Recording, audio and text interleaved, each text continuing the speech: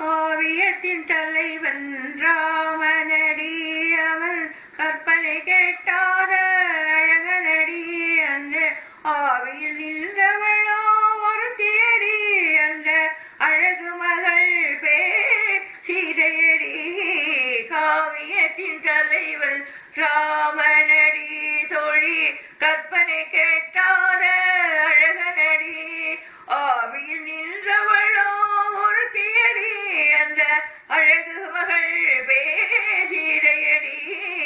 காவியத்தின் தலைவன் ராமனடி, அழகுக்கு கல்யாண ராமனடி.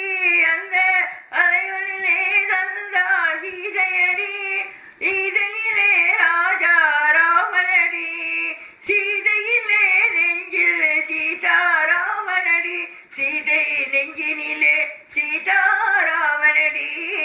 காவியத்தின் தலைவன் ராமனடி, தோழி கற்பனை